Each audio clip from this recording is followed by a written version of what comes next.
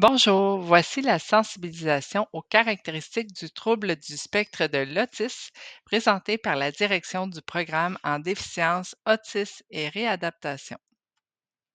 Les objectifs de la formation sont les suivants. Se familiariser avec les caractéristiques liées au trouble du spectre de l'autisme et identifier de quelle façon ces caractéristiques se manifestent chez soi-même. Nous allons regarder maintenant au niveau, du DSM-5. Donc depuis mai 2013, on retrouve la terminologie «trouble du spectre de l'autisme» qui regroupe, l'autisme, le syndrome d'Asperger et le TED non spécifié. Donc, vous allez pouvoir, constater que dans votre rapport diagnostique, vous pouvez, voir l'appellation du trouble du spectre de l'autisme ou vous pouvez voir aussi, une autre appellation comme l'autisme, le syndrome d'Asperger ou le TED non spécifié, tout dépendant, c'est quand vous avez eu, l'émission de votre diagnostic. Pourquoi un spectre? Un spectre, c'est un ensemble de manifestations de plusieurs caractéristiques survenant ensemble. Ces manifestations sont variables d'une personne à l'autre en nombre et en intensité, puis l'intensité de soutien requis peut être variable aussi tout au long de la vie. Donc, on retrouve du niveau 1 au niveau 3. Le niveau 1, c'est on va retrouver les personnes qui ont un niveau de fonctionnement le plus élevé, donc les personnes qui sont plus autonomes, qui ont souvent moins besoin de soutien, malgré qu'ils ont besoin de soutien, mais ils vont en avoir moins besoin, par exemple, que les personnes dans les niveaux, inférieurs.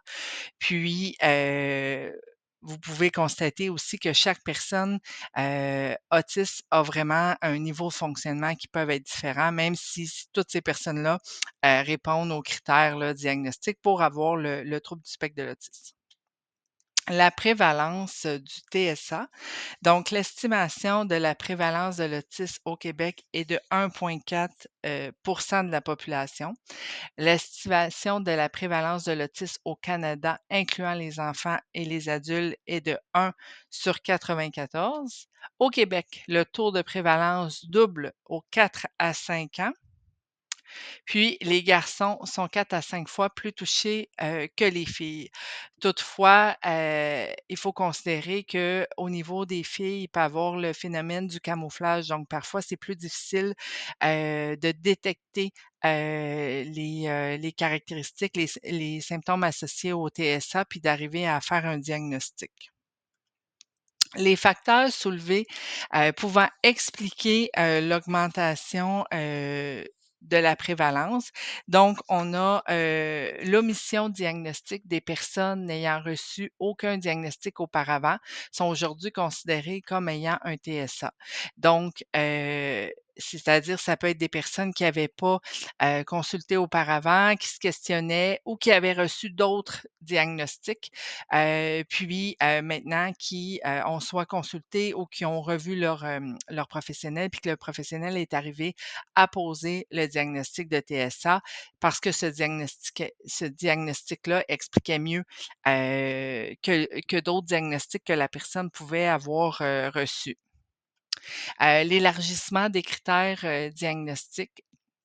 Donc, il y a beaucoup de recherches au niveau du TSA, il y a plus de connaissances, donc les critères sont plus précis. Il y a plus de critères, donc là, on arrive mieux à faire du dépistage puis à poser des diagnostics lorsque nécessaire. La sensibilisation des professionnels et de la population, hein. La population est plus, sensibilisée, on en parle, on explique c'est quoi, il y a des émissions sur le sujet, puis, la sensibilisation aussi des professionnels, dans les écoles, dans les milieux de travail, au niveau des services sociaux. Donc ça l'aide là, à ce que les gens aussi puissent reconnaître chez eux des symptômes des fois, puis des caractéristiques, puis à aller consulter. Heu, ou ça l'aide aussi l'environnement, les gens à mieux comprendre que, c'est quoi l'autisme, puis heu, comment le comprendre et s'adapter. Puis, il y a le changement aussi réel de la prévalence qui n'est pas, exclu. Donc c'est possible aussi qu'il y ait plus de naissances de bébés qui présentent un trouble du spectre de l'autisme. Puis, au niveau des causes, pour compléter, il y a pas une cause précise qui peut expliquer, le diagnostic de TSA. Par contre, il y a plusieurs pistes qui sont identifiées. Il peut avoir, la piste génétique. Donc, la prévalence de l'autisme est plus élevée lorsqu'un parent ou un enfant, présente un TSA. Par exemple, un couple de parents qui a déjà un enfant TSA présente en moyenne un risque de 20 d'avoir un deuxième enfant qui présente un TSA. Puis pour des jumeaux, monozygotes, les facteurs génétiques semblent contribuer à l'apparition de l'autisme de 80 à 90.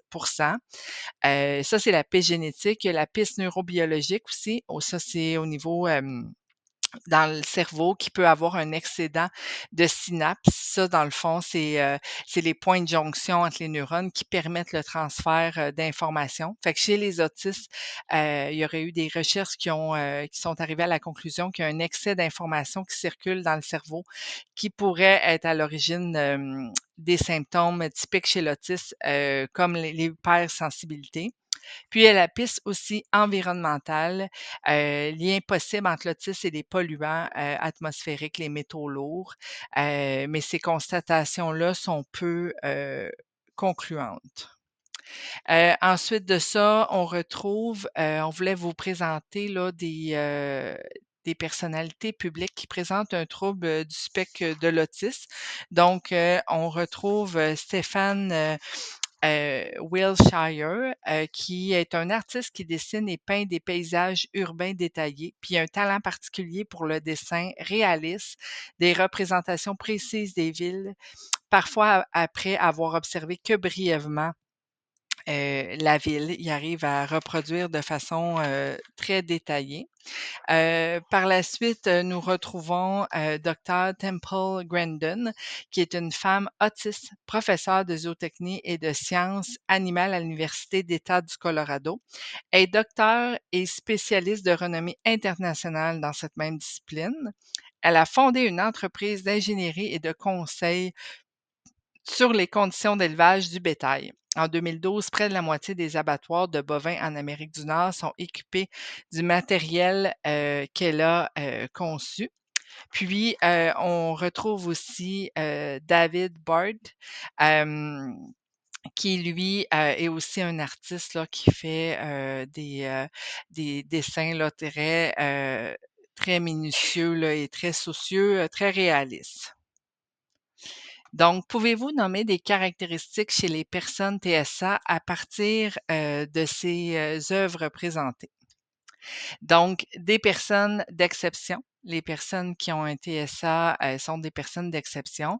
On va présenter là, des caractéristiques. Donc, c'est des personnes très respectueuses, des règles, qui vont suivre, les règles, qui obéissent aux lois. Souvent, elles vont se servir des règles et des lois pour comprendre les choses. Ont du succès dans certains domaines comme les sciences, l'ingénierie, et l'informatique, qui ont une attention maintenue pendant de longues périodes. Souvent, les personnes qui ont un TSA, vont aimer, les tâches, qui sont routinières, les tâches qui peuvent paraître répétitives aux yeux des autres, mais pour qui, eux, c'est satisfaisant parce qu'il y a un début, il y a une fin, puis il y a une méthode très précise à suivre. Ils sont portés à accomplir les tâches jusqu'au bout. Donc, ça peut être difficile de s'arrêter ou de passer d'une tâche à l'autre. Souvent, ils aiment, vraiment les accomplir jusqu'au bout parce que ça fait du sens et aussi c'est sécurisant. Ils ont une mémoire exceptionnelle, une mémoire visuelle. Donc, vous avez vu dans les personnes connues qu'on vous a présentées que, il y en a beaucoup qui avaient une bonne mémoire visuelle pour être capable à partir d'avoir vu une ville ou d'avoir vu, un objet, de reproduire de façon aussi, détaillée sans nécessairement avoir l'objet ou la photo devant soi. Ils ont aussi des connaissances pointues dans leur domaine de prédilection. Donc, on va parler plus tard là, des intérêts restreints, mais souvent, les personnes qui ont un TSA, là, ils ont des sujets préférés ou des activités préférées qui vont s'investir beaucoup, puis ils vont avoir des connaissances très élaborées, là, plus que la population normale dans leur sujet là, de travail. D'autres points forts, c'est des personnes qui font preuve d'objectivité et d'une pensée très logique. Elles sont méticuleuses, méthodiques et persévérantes. Plus grande facilité à apprendre et à réaliser certaines tâches, par exemple les activités d'association, les activités de reproduction de modèles et même de répétition verbale et d'imitation. Puis aussi les tâches, comme nous avons parlé, les tâches de reconnaissance visuelle. Ils font preuve aussi d'objectivité, et d'une pensée, très logique.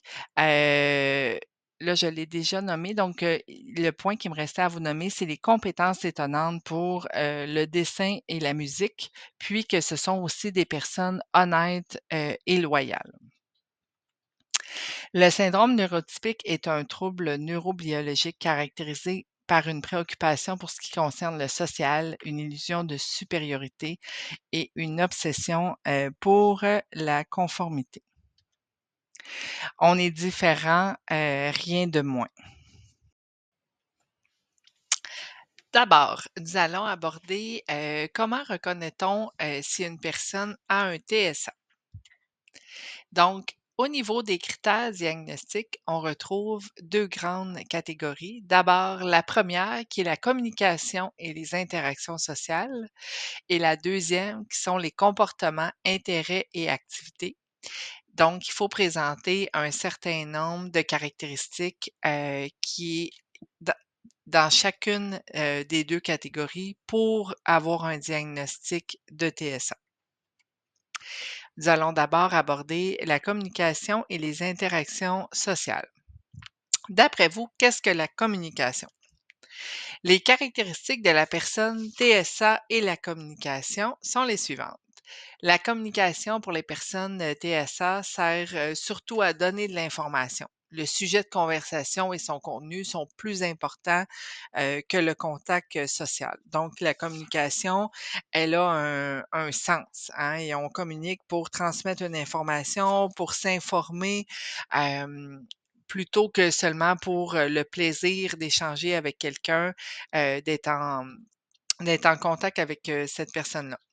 Engager une conversation, suivre une conversation, y mettre un terme ou faire un compliment peut présenter un défi. Donc ça, c'est toutes les habiletés en lien avec la conversation. Tout ce qui est les normes aussi là, sociales, tout ça, c'est pas impossible, mais c'est difficile pour une personne TSA. Elle doit y mettre beaucoup d'attention et d'effort pour savoir, bon, quand est-ce que je peux débuter une conversation, quand est-ce que je peux y mettre fin, comment le faire, comment bien le faire pour que ça soit socialement, acceptable.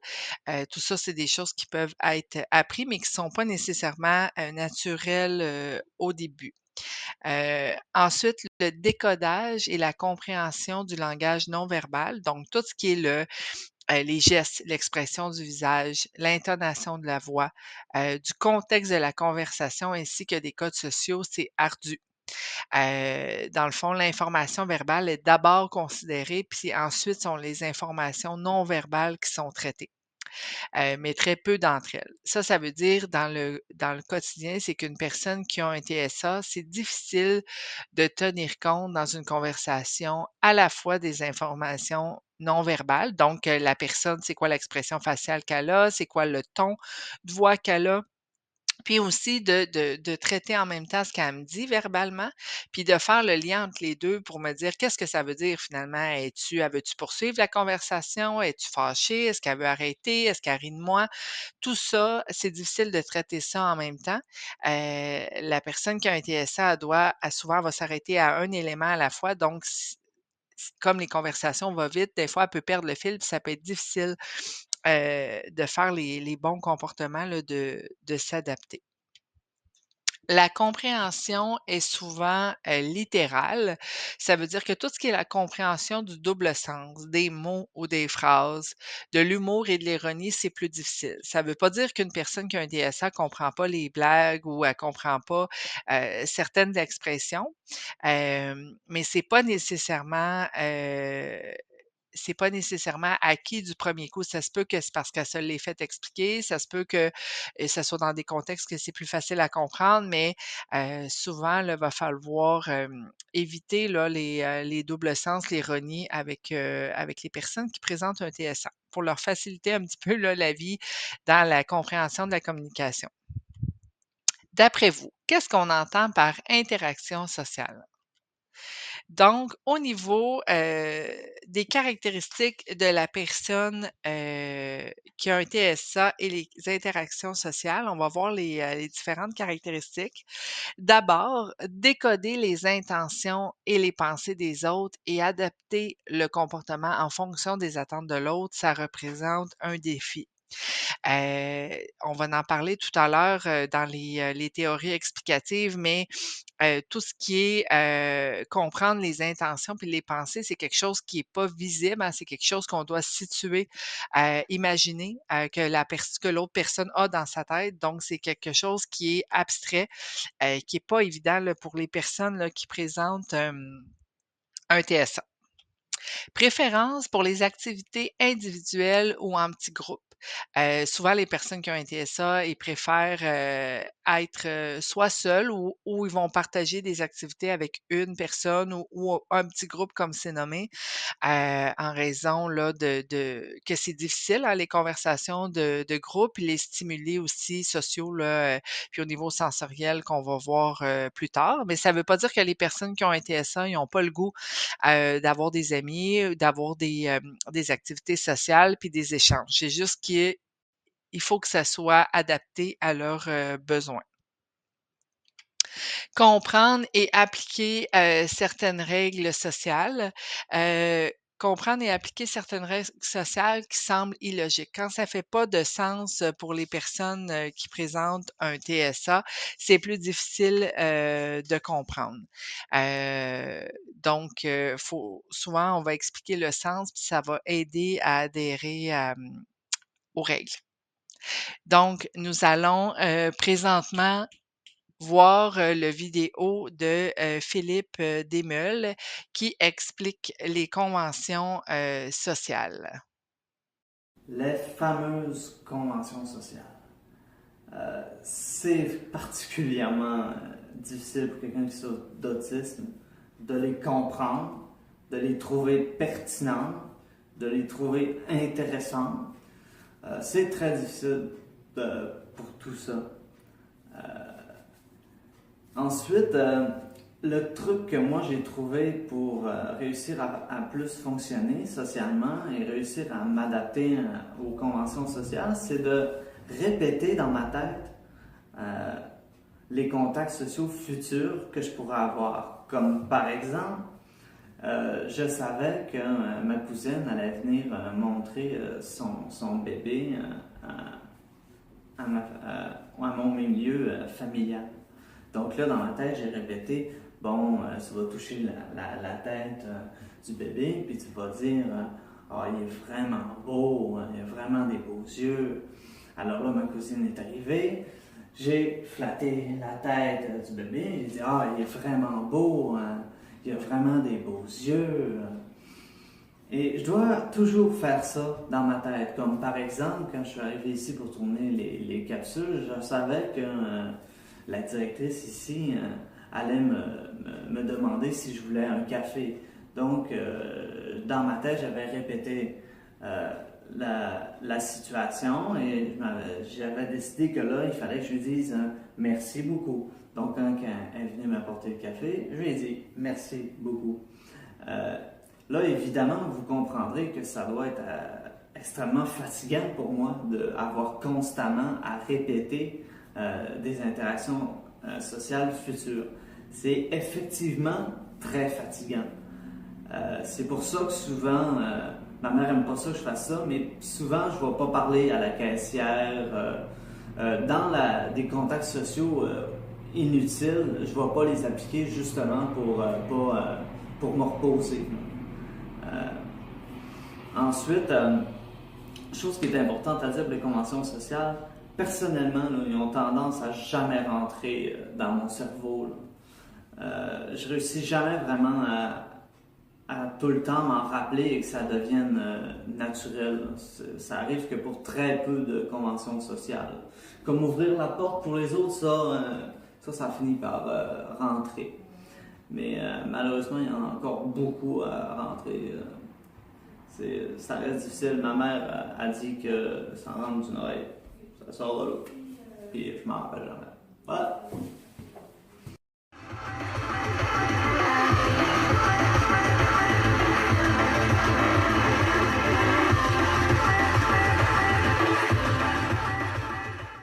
Donc, nous allons poursuivre au niveau, vous allez voir des bulles, des petits témoignages de personnes qui présentent un TSA qui raconte en lien avec les éléments que nous avons abordés.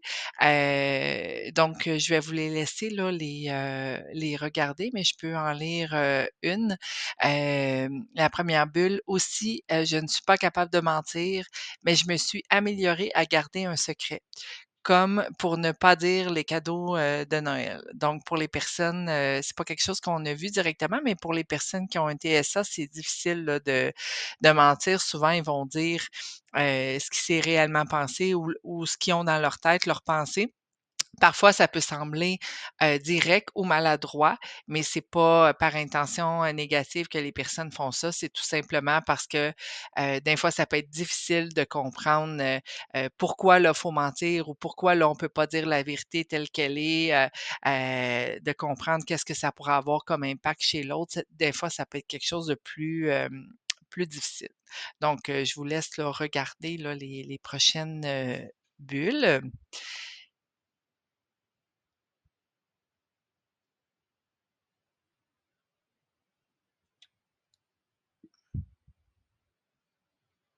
Alors, on va poursuivre avec les comportements, intérêts et activités à caractère restreint et répétitif. Donc, vous avez vu tout à l'heure, pour avoir un diagnostic de TSA, on avait parlé de la communication et des interactions sociales. Puis ça, c'est la deuxième catégorie. Alors, on va les voir en profondeur. Alors, le discours, mouvement et utilisation d'objets stéréotypés. Alors, utilisation de mouvements répétitifs stéréotypés. Souvent, on va voir des personnes qui ont été TSA qui ont des mouvements répétitifs du corps ou des mains. Aimer voir des objets en mouvement. Donc, ça peut avoir là, plusieurs fonctions. Ça peut être pour s'autoréguler, gérer son anxiété. C'est des mouvements qui peuvent être aussi plaisants, hein, qui procurent un plaisir. Préoccupation répétitive, comme toujours reproduire les mêmes gestes. Utilisation d'objets toujours de la même manière. Heu, il peut avoir aussi, par exemple, passer des heures à ranger des objets dans un ordre déterminé, donc suivre, des séquences précises, classer les choses, par grandeur, par couleur, tout ça. Il peut avoir aussi l'attachement fort à certains objets, des rapports inhabituels avec les objets. Heu, dans le fond, par exemple, des intérêts aussi qui sont plus inhabituels, envers des objets. Il y en a que ça peut être, par exemple, des roches, des de la quincaillerie, heu, donc il y a des intérêts à des objets qui peuvent être plus conventionnels, comme tout le monde, comme, par exemple, des toutous, des couvertes, des choses comme ça, puis il peut avoir des intérêts à des objets qui sont plus non conventionnels comme j'ai nommé.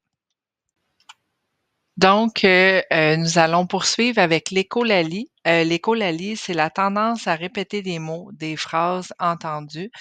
Souvent, on va voir les personnes aussi qui ont un TSA qui vont souvent, heu se parler à voix haute, pour, intégrer justement des choses qu'ils ont vécues ou se préparer un petit peu comme on a vu dans la vidéo à des expositions, à des situations sociales, comment se comporter, par exemple à l'épicerie avec une personne ou dans telle situation. Donc ça les aide à intégrer l'information. Nous allons voir les routines, rituels et résistances au changement. Donc, les personnes qui ont été SA ont une préoccupation pour la similitude, les routines et les rituels verbaux ou non verbaux. C'est pas par question de caprice, c'est vraiment parce que dans le fond, les routines, c'est quelque chose qui demande moins d'énergie pour le cerveau. Comme le quotidien pour les personnes qui ont été SA, ça demande toujours de s'adapter et de faire des efforts, au niveau, là, du cerveau. Donc les routines, c'est sécurisant et ça demande moins d'énergie. C'est pour ça que, ils adoptent plus souvent des routines. Ils ont tendance à exécuter les choses dans un certain ordre sans s'adapter à l'environnement qui peut être, changeant. Donc, tout ce qui est la flexibilité, à arrêter une tâche pour passer à une autre, pas finir une séquence, ça peut être source, d'anxiété. Puis, des fois, les personnes peuvent avoir de la difficulté à s'arrêter puis à comprendre le sens parce que ça demande de l'énergie, hein, ça demande de s'adapter à la nouveauté. Besoin de répétition et de résistance au changement. Comme je le nommais, chaque changement peut être une source d'angoisse et de confusion. Donc souvent, ils vont préférer toujours, ranger les choses à la même place, manger les mêmes aliments, ou seulement les aliments d'une certaine texture ou couleur. Donc les intérêts restreints, les intérêts sont davantage marqués pour certains sujets. Là où les centres d'intérêt peuvent être omniprésents dans la vie de la personne, puis celle-ci peut passer beaucoup de temps à aller chercher et mémoriser, de l'information en lien avec le sujet. Donc si, par exemple, une personne a de l'intérêt pour, la musique, ben ça elle va passer beaucoup plus de temps que la normale, des autres personnes, en lien avec son intérêt, puis elle va faire des recherches, elle va avoir des connaissances approfondies. Elle peut apprendre des pièces musicales, de façon, là, assez phénoménale dans peu de temps, là. Donc, ils investissent beaucoup de temps dans leur intérêt restreint. Parler du sujet souvent longuement peut être une passion. Hem, donc maintenant, nous allons, aborder, le témoignage de Nancy qui présente, elle, un trouble du spectre de l'autisme. Au niveau de la routine, je trouve que c'est vraiment important chez plusieurs personnes TSA. Exemple, moi dans ma journée, je fais certaines choses à certaines heures, puis ça m'aide vraiment à affronter le reste des événements qui vont un peu sortir de ma routine. Exemple, je mange toujours la même chose depuis que je suis petite, le matin, dans la même vaisselle, j'ai la même assiette, le même verre, les mêmes ustensiles. Ensuite, je vais travailler à la même heure. En voiture, je prends le même trajet. On dirait que c'est des petits points d'ancrage dans ma journée qui sont très rassurants, puis qui me permettent d'affronter le reste. C'est ça. Donc, on va voir, des petites bulles, là, de pensée. Ils nous racontent, donc, on va les regarder ensemble. Je suis un passionné de l'assemblage depuis que je suis tout petit et j'ai tellement dévissé des écrous que mes doigts sont un peu courbés. J'ai déjà eu un petit accident avec celle-là. J'ai fait tomber un mur en rénovation à l'école parce qu'il y avait un point d'ancrage qui était lousse et j'ai enlevé une vis. Donc, c'était quelque chose de répétitif, là, qui faisait avait un intérêt en lien avec ça. Donc, j'ai eu un attachement à ma calculatrice HP 55 durant mon adolescence, regarder les secondes défiler dans le chronomètre. Pour Pierre, faire la vaisselle est une routine, elle doit être faite dès la fin du repas. Les personnes viennent à peine de terminer de manger qu'ils débarrassent pour faire la vaisselle. Nous allons maintenant aborder les particularités sensorielles. Donc, certaines personnes TSA peuvent percevoir les sensations avec plus ou moins d'intensité que la majorité. On va voir l'hyperréactivité, donc être hypersensible, c'est la même chose. C'est qu'on va réagir de manière excessive aux stimuli sensoriels, ordinaires. Puis 2 types d'expériences peuvent être possibles. Ça peut provoquer de la confusion, heu, qui peuvent être, s'apparenter à une certaine, douleur, ou ça peut aussi amener le côté plus positif qui peut être de la fascination pour certains stimuli sensoriels. Comme on avait vu, précédemment dans les éléments, les théories qui peuvent expliquer l'autisme, on avait parlé, qu'au niveau là, neurobiologique, il y a eu des études qui ont montré que au niveau du cerveau des personnes qui ont été SA, qui avaient plus de synapses, ça l'aide de communiquer entre chacune des neurones, puis que ça peut expliquer justement qu'il ça capte plus les stimuli extérieurs, puis ça fait en sorte que la personne, dans le fond, elle ressent plus fort que la normale. Donc, par exemple, une musique qui est pas trop forte, écoutée par une personne autiste, ça peut être perçu comme une agression parce qu'elle le perçoit plus fort. Puis, à la longue, ça peut devenir comme une douleur. Même chose, ça c'est au niveau auditif, mais ça peut être visuel aussi au niveau de la lumière. Mais ça, c'est les aspects plus négatifs. Mais l'aspect au niveau positif de la fascination, un petit peu comme Nancy parlait, ben ça peut être justement de vraiment tout capter au niveau des stimuli sensoriels, puis ça peut procurer aussi du plaisir, là. L'hyporéactivité qui peut être aussi considérée comme, être hyposensible et là, ça veut dire on réagit peu ou pas du tout aux stimuli, sensoriels. Donc pas ressentir le froid, de sortir par exemple l'hiver, en short puis pas ressentir le froid, pas ressentir non plus la chaleur de l'eau du bain. Donc ça, c'est plutôt l'hyporéactivité, puis on peut avoir, les 2. Donc là, vous allez voir en détail le tableau. J'en ai nommé un petit peu. On parle de tous les sens là, au niveau de la vue, puis on voit des exemples de comportements hyperréactifs puis hyporéactifs. Je vais vous en nommer là, deux. Au niveau de la vue, donc, si on est hyper réactif, comme je disais tout à l'heure, c'est qu'on va, percevoir là, la lumière comme, plus comme une douleur, là, on va la percevoir plus fort que les autres. Puis si on est réactif, ben ça peut être qu'on peut être attiré par des choses très, très, très brillantes, très étincelantes parce que justement, là, ça nous agresse pas, là, c'est quelque chose de positif. Au niveau, par exemple, du toucher, si on est hyper réactif, on peut ne pas aimer être touché parce que dans le fond, ça peut aussi occasionner comme un désagrément, une douleur. Puis souvent, les personnes qui ont un TSA, l'impression du toucher va rester, puis ça prend un certain temps avant de se débarrasser comme de la sensation. Mais si on est hyporéactif, ben, dans le fond, on peut, comme je le nommais, être ou paraître insensible là, à la douleur. Nous allons maintenant voir le témoignage de Nancy qui présente un TSA et qui va nous parler de ses particularités sensorielles. Les particularités sensorielles, mon Dieu, moi je trouve que c'est vraiment un sujet très très important à aborder. Moi j'en ai vraiment beaucoup d'hypersensibilité. La plus marquante, c'est mon hypersensibilité auditive. Mon Dieu, moi vraiment, par exemple, les applaudissements, ça me fait vraiment pleurer, mes yeux coulent. Pas à cause de l'émotion, mais à cause de la sensation du bruit. Aussi, quand j'arrive à un endroit, le brouhaha des conversations des gens, exemple, si j'arrive dans une salle de classe ou dans une épicerie, puis il y a trop de bruit de fond, c'est comme si je frappe un mur de béton. Sur le coup, ça me pétrifie, puis mon cerveau est complètement envahi par l'espèce de son que j'ai de la misère à traiter. Ça me prend toujours quelques minutes pour un peu m'habituer, puis ensuite être capable de fonctionner. Ou sinon, si j'arrive à côté d'un camion qui est stationné mais que son moteur est en marche, puis qu'il faut que je passe en marchant, j'ai beaucoup de difficultés juste à continuer d'avancer parce qu'on dirait que le bruit provoque comme une panique chez moi qui fait que justement je me pétrifie puis j'ai de la misère à faire un pas devant l'autre. Même chose avec les outils de construction, les séchoirs, les balayeuses, la machine à moudre, le café. Souvent je vais mettre la main sur mes oreilles ou c'est comme une agression vraiment. Ce que je voulais dire, surtout à ce sujet-là, c'est que les gens oublient que l'hypersensibilité a aussi un côté extrêmement positif.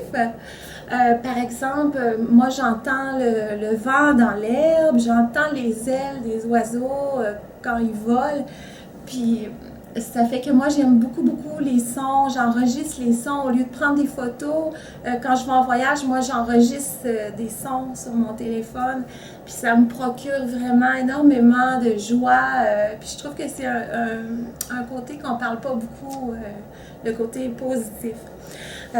Au niveau de mes autres hypersensibilités, c'est sûr que au niveau du mouvement, ben, j'ai le mal de mer, le vertige, j'ai beaucoup de misère à embarquer dans un escalier roulant. Ensuite, j'ai de la misère à traverser le pont en voiture, j'ai un peu de misère à conduire quand ça va trop vite, quand il y a trop de stimuli autour. Alors, je préfère prendre mon temps, j'y arrive, mais je prends mon temps. Au niveau des odeurs, c'est sûr que si quelqu'un se parfume beaucoup, vient près de moi, ben, je vais m'en aller, je vais m'éloigner parce que c'est trop envahissant. Même chose pour les textures. Moi, je suis pas capable de mettre du maquillage. J'aimerais ça, je trouve ça joli. Mais vraiment, moi, on dirait que je le sens sur ma peau. Au bout de quelques minutes, faut que je l'enlève.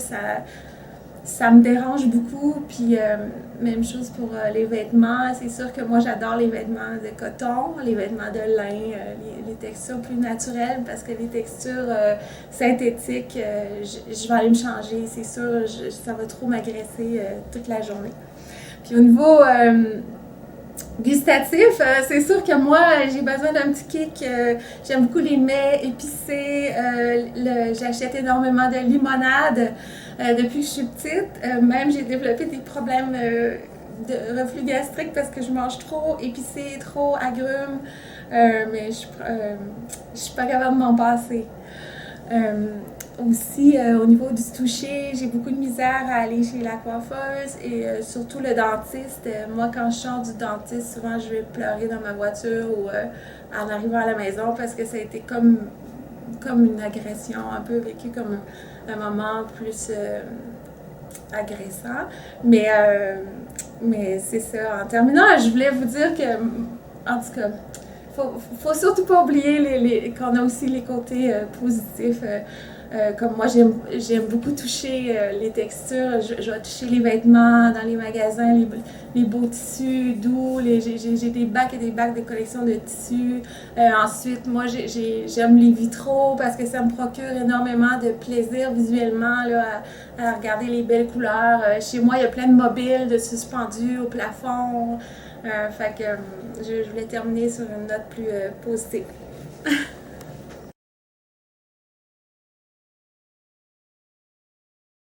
Donc, nous allons aborder les théories explicatives du TSA. Donc, on va d'abord expliquer le fonctionnement cérébral des personnes ayant un TSA. Les personnes ayant un TSA ont une structure et un fonctionnement neurologique différents qui produisent des comportements particuliers. Donc, si on traite l'information de façon différente, c'est normal qu'on va produire des comportements différents. On peut expliquer le cerveau avec un développement typique comme empruntant une autoroute à 3 bandes pour transporter l'information entre ces différentes zones dans le cerveau. Puis le cerveau des personnes avec un TSA doit se débrouiller avec de petits chemins dans lesquels le traitement de l'information circule plus difficilement. Donc, on va voir des images tout à l'heure, mais ça veut dire que dans le cerveau des personnes TSA, comme on a vu, il y avait plus de synapses, il y a plus, le traitement de l'information est comme moins organisé.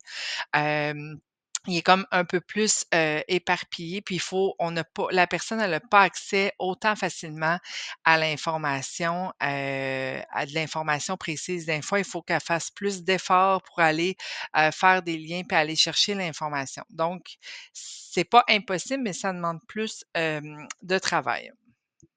On peut aussi expliquer, qu'on souvent, on pouvait faire l'analogie avec, la conduite manuelle ou la conduite automatique. Les personnes qui ont un développement, neurotypique, souvent, c'est une conduite qui est, automatique. Donc souvent, on va, penser à une situation, puis notre cerveau va faire des liens avec des comportements attendus, il va faire des liens avec les schèmes correspondants. Mais pour les personnes qui ont le TSA, ben souvent, c'est considéré comme une conduite manuelle. Ça veut dire que, comme je disais tout à l'heure, c'est moins bien organisé. Pour faire les liens entre les différentes zones dans le cerveau, il faut que la personne elle fasse des efforts, elle fasse le changement manuel, donc elle aille faire chercher les autres informations. Donc, c'est moins automatique.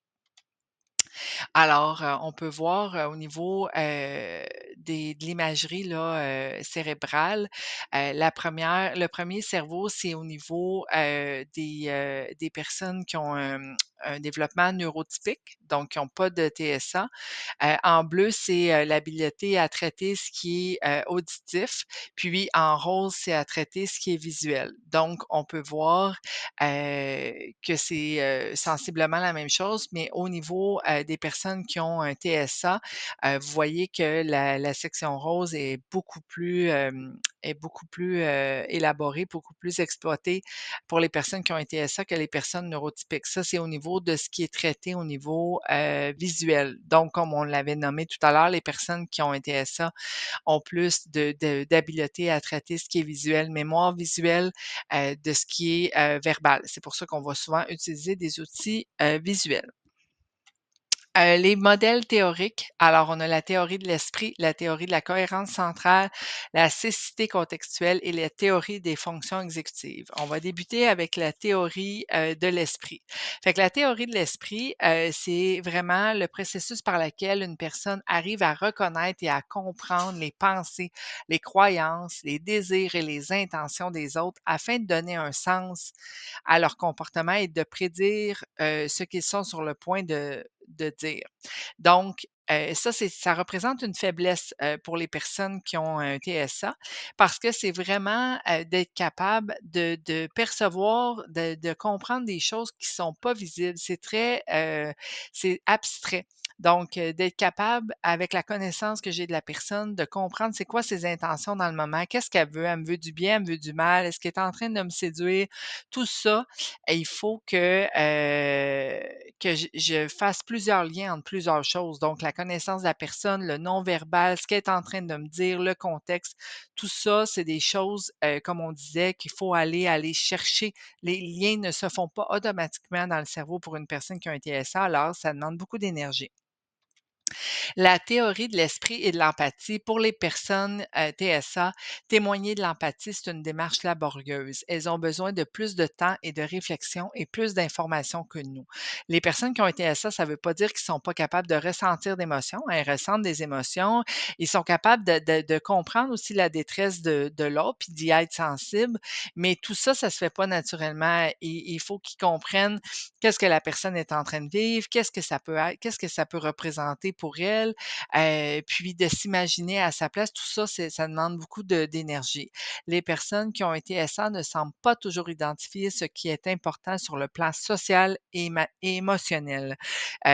Souvent, ils vont porter plus attention à des choses, comme on a dit, au niveau visuel. Donc, ils peuvent plus porter attention à une nouvelle paire de lunettes, mais pas observer que vous êtes moins en forme aujourd'hui ou que vous êtes triste. C'est pas parce qu'ils n'ont pas d'intérêt, c'est seulement parce que leur cerveau traite en premier les choses plus concrètes, les choses visuelles.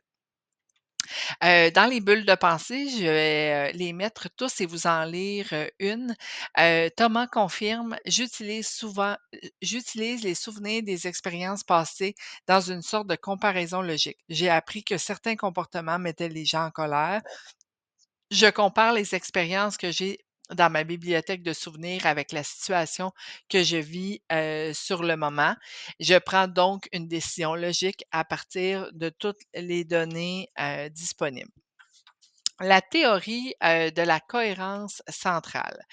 Si je vous demandais, qu'est-ce que vous voyez, en premier, er les personnes qui ont pas de TSA, qui ont un développement neurotypique vont nommer, qu'ils voient en premier un éléphant. Donc, on voit plusieurs choses sur cette photo-là, mais ce qu'elle représente l'image, c'est un éléphant. Alors que toutes les personnes, la plupart des personnes qui ont un TSA vont nommer un détail en particulier. Donc, soit la brique sur le corps, le serpent qui constitue le nez. Donc, de voir plus un détail plutôt que d'un ensemble. C'est ça qui explique, la théorie de la cohérence centrale, c'est la capacité qu'a une personne à traiter les informations d'une façon globale et à les interpréter de manière cohérente. Donc de voir dans son ensemble que ça représente un éléphant et non juste un élément en particulier comme la brique ou le serpent. Les personnes TSA semblent manquer de cohérence centrale et se focalisent souvent sur les détails en premier, ce qui ne leur permet pas de comprendre rapidement les situations dans leur globalité.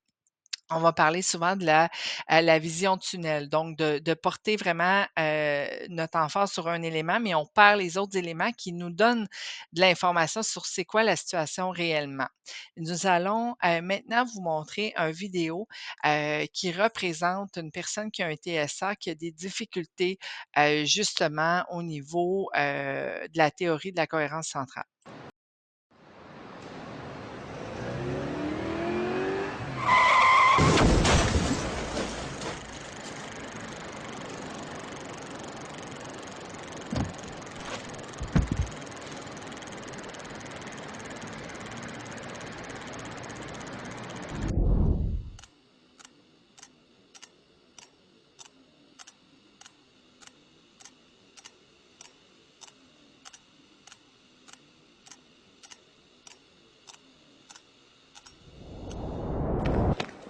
Have you called an ambulance? Have you called an ambulance? Can you hear me? I need an ambulance now. Open your eyes. Wake up. Are you hurt? Are you hurt? Where are you going?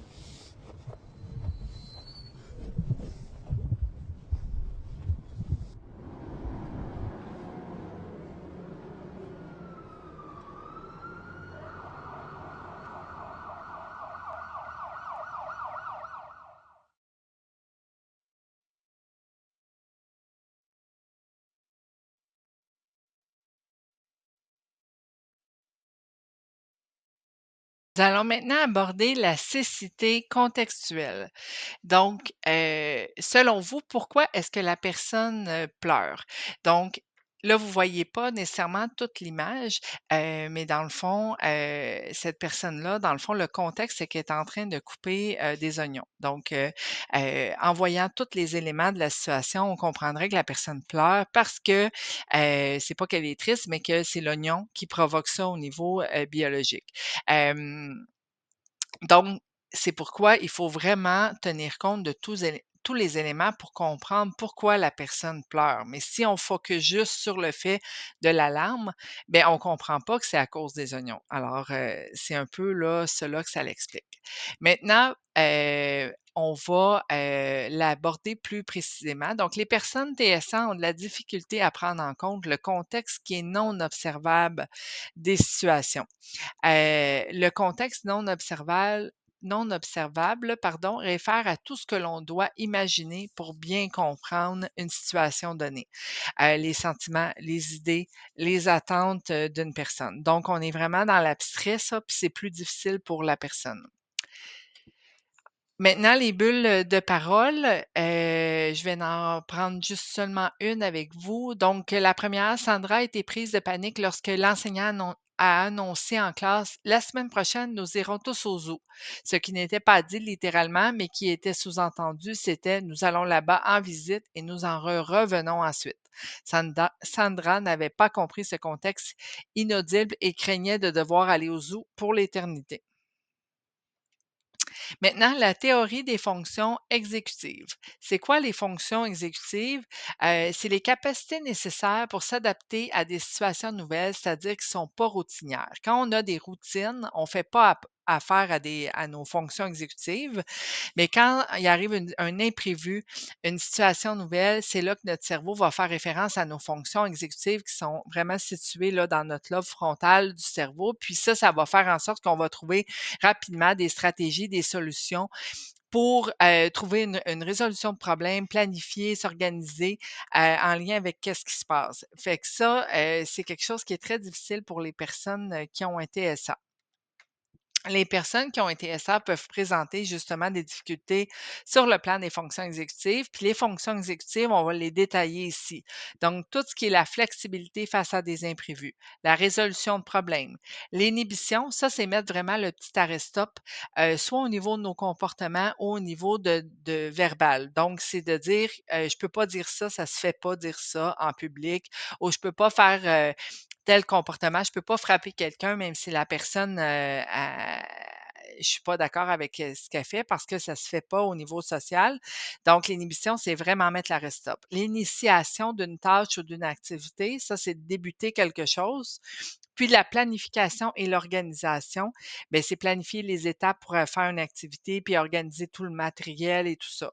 Donc ça a été, reconnu que pour les personnes qui ont un TSA, les fonctions exécutives, donc toutes celles que je viens de décrire, c'est plus difficile pour elles. Ça vient pas naturellement. Il faut, nommer le sens, il faut les pratiquer pour arriver à les intégrer, dans notre quotidien. Donc, au niveau des bulles de pensée, nous allons en voir une ensemble. Donc, la première, m'organiser est une épreuve titanesque. Mon esprit saute d'une pensée à l'autre à une vitesse fulgurante au gré de mes intérêts et des événements extérieurs. Je peux entreprendre de ranger ma chambre, mais il est fort possible qu'au bout de quelques minutes, je me retrouve focalisée sur un livre ou une idée d'histoire et j'oublie totalement que j'étais supposée faire du rangement. Nous allons maintenant aborder quelques outils pour m'aider. Donc, on retrouve, l'agenda, on retrouve, les grilles horaires. Maintenant, aujourd'hui, on est beaucoup dans, les outils électroniques, donc on peut avoir l'agenda papier, mais souvent ça peut être aussi, notre agenda électronique, une grille de tâches à faire sur notre téléphone. On va retrouver aussi, tous les outils pour nous situer dans le temps. Donc, que ce soit, une montre, notre minuteur, un time timer, qu'on utilise soit, un minuteur ou qu'on le mette un minuteur sur notre téléphone. Tout ça, ça va aider la personne à se situer, à avoir quelque chose de concret et non abstrait pour se situer dans le temps. Toutes les applications, comme je parlais au niveau du iPad, du iPod ou du téléphone intelligent, maintenant, on peut se faire, des listes, hein, des listes d'épicerie ou des to-do list aussi de choses à faire. On peut avoir, des alarmes, des rappels, des fois, c'est plus normalisant, puis c'est quelque chose qui est plus facile à utiliser aussi pour les jeunes ou les moins jeunes que les outils papier. L'importance des repères visuels. Donc, 95 des personnes neurotypiques considèrent qu'elles apprennent davantage en mode visuel qu'en mode auditif. Fait que même pour les personnes qui présentent pas de TSA, on a souvent, besoin, d'avoir des repères visuels quand même pour comprendre l'information, hein. Quand on pense à tous les symboles pour nous indiquer, les toilettes, toutes la signalisation aussi routière. Donc, c'est important pour la plupart des gens, mais c'est sûr que pour les personnes, qui ont été TSA, on l'a vu que c'est d'autant plus important parce que c'est eux, ils captent encore plus l'information, visuelle, comme on l'a vu, hein, dans l'imagerie là, du cerveau qu'on voyait que, les personnes qui ont été TSA vont avoir plus l'habileté à capter cette information-là. Donc, ça va être plus utile pour eux que de seulement donner de l'information verbale. Vous allez retrouver des références pour en savoir plus. Alors, donc, vous allez retrouver dans le cerveau des autistes l'Asperguide, du syndrome d'Asperger, l'autisme expliqué aux non-autistes, autisme ralentir le mode extérieur, calmer le monde intérieur, comment pense une personne autiste, le trouble du spectre de l'autisme, l'état des connaissances, puis l'autisme, une autre intelligence de Laurent Motron. Heu, vous en avez d'autres, je vous laisse là, les regarder. Puis aussi, des articles gouvernementaux. Il y a aussi des séries télé ou des films, hein. Dans les séries télé, Le Bon Docteur, Atypique, Autisme bientôt majeur. Puis dans les films, Temple Grandin, réalisé par Mike Jackson, Imitation Game, réalisé par Morten Tildum, et cetera.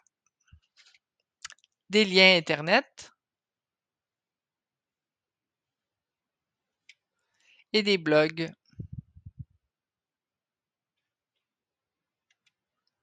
Il y a aussi des vidéos, supplémentaires de Philippe Desmeules qu'on a vues là, tout à l'heure, qu'on vous a présentées. Il y en a d'autres sur, d'autres types de sujets là, comme les comportements stéréotypés et la crise autistique.